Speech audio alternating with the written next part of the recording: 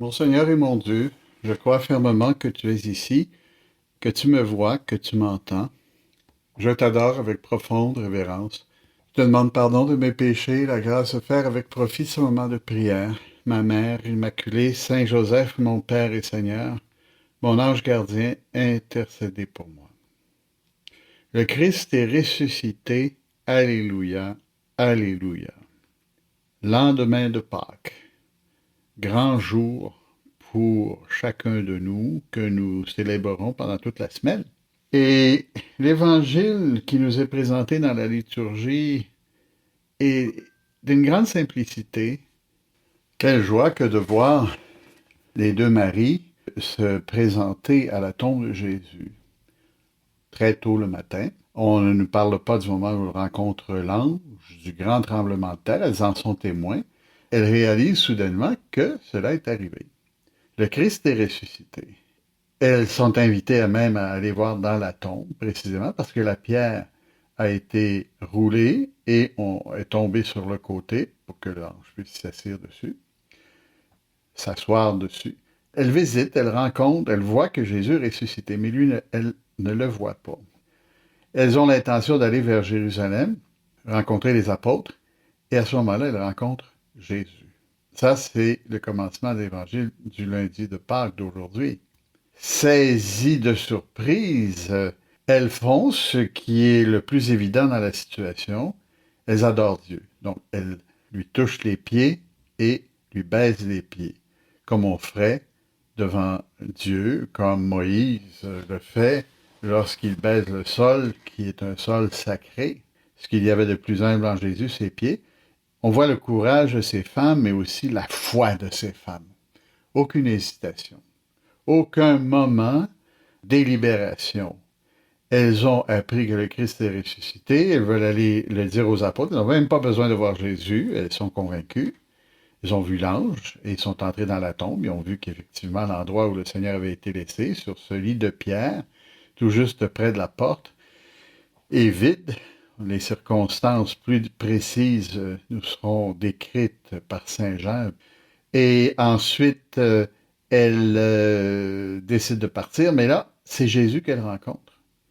Et contrairement aux autres apparitions de Jésus après la résurrection, elle le reconnaissent immédiatement. Et le Seigneur leur dit quand même, soyez sans crainte, car je suis ressuscité.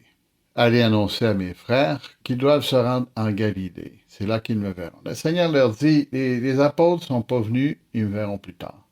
Et elles sont absolument ravies. Et on s'imagine la scène, quelle joie! Une scène de joie débordante comme il ne peut y en avoir qu'une fois après la résurrection du Christ. Mais parallèle à ça, et c'est présenté aussi dans le même évangile, il y a l'histoire des soldats. Eux, ils sont craintifs. Ils sont craintifs.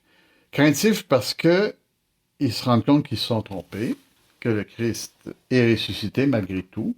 Ces gens-là sont obligés de mentir, de vivre dans un mensonge pour le reste de leur vie, devant un si grand prodige. Lorsque nous contemplons le Christ ressuscité, que nous soyons pour ou contre, le Christ est vraiment ressuscité. Et ces gens-là auraient pu, ces soldats, auraient pu éventuellement opter pour dire la vérité, éviter de jouer le mensonge, mais ils savaient aussi les conséquences que ça allait entraîner pour eux. Donc, ils se taisent et vivront dans le mensonge le reste de leur vie. Il y a donc, si on fait un bilan en regardant ces deux attitudes, on voit la joie de la résurrection ou les inquiétudes de la machination des prêtres et des soldats. Ajoutons à cela la peur des apôtres qui sont terrés dans le cénacle en attendant de voir le déroulement des événements.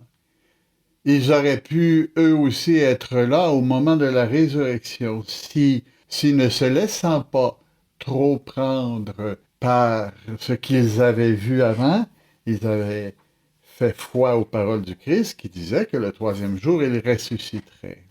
Trois réactions différentes à la résurrection. Une, c'est l'espérance, ou à tout le moins l'amour de ces femmes qui se rendent là pour pleurer et peut-être s'approcher de son corps, cette grande relique qu'elles considèrent comme un trésor. Elles veulent même ouvrir la porte du tombeau. Elles vont demander aux soldats, ou je ne sais pas quoi. Ils y vont avec cette attitude.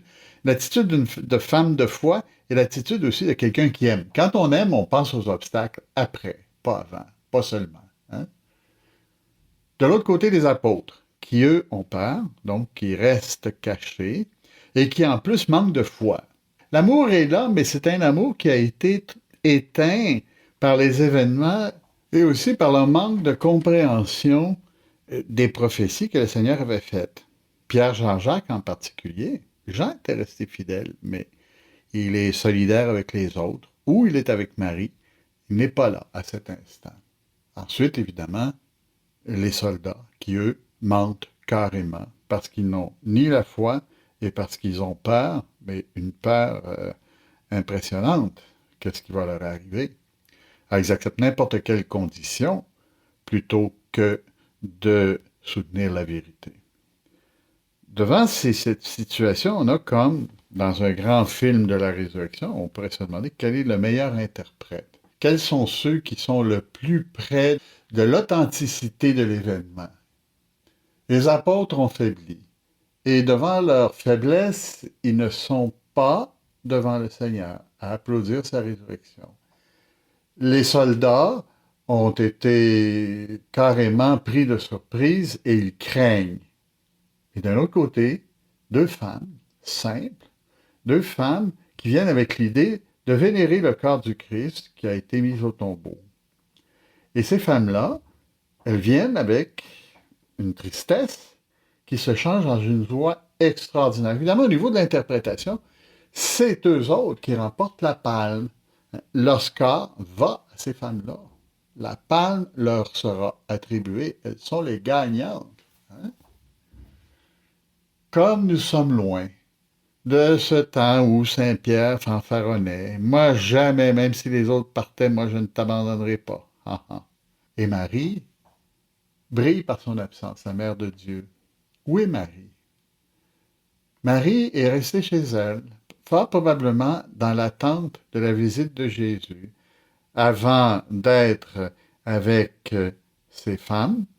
Les anges ont fait la compagnie à ces femmes le temps que Jésus revienne instantanément au lieu du tombeau après avoir rassuré sa mère. Peut-être que le rôle féminin, le premier rôle féminin irait à Marie, parce qu'elle est authentique et parce qu'elle est à sa place et parce que sa foi est réellement impressionnante. Il convient ici, en terminant, de nous poser une question. Pourquoi les femmes ont-elles eu le courage qu'elles ont eu? Pourquoi Marie a-t-elle pris sa place dans la prière en attendant la résurrection, comme elle avait prié aussi en attendant la mort de Jésus? Et elle attendait ce moment de joie où elle allait retrouver son fils. Quel bonheur pour Marie que de voir son fils. Beaucoup de pères de l'Église disent qu'elle a été la première visitée par Jésus.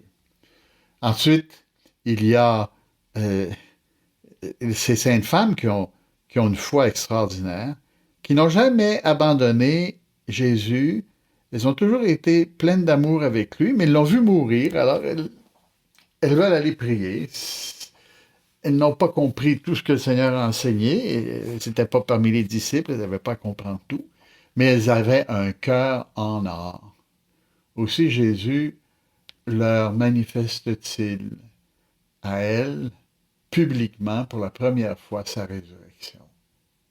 Parce que en arrière de leur tristesse, en arrière de leur condition féminine qu'à l'époque, les femmes ne pouvaient pas témoigner. Le Seigneur voit à travers le cœur et voit quelles seront les meilleures pour témoigner. Marie-Madeleine et l'autre Marie.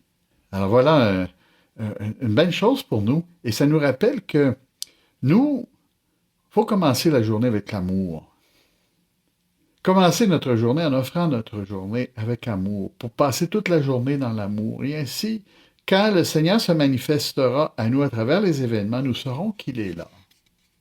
Offrir la journée et reprendre pendant la journée plusieurs fois des actes d'amour envers le Seigneur. Parce que notre foi nous amène vers l'amour, mais notre amour est celui qui va renforcer notre foi et faire en sorte que nous pourrons, avec la grâce de Dieu, arriver à manifester nous aussi que le Christ est ressuscité à travers ceux que nous rencontrerons.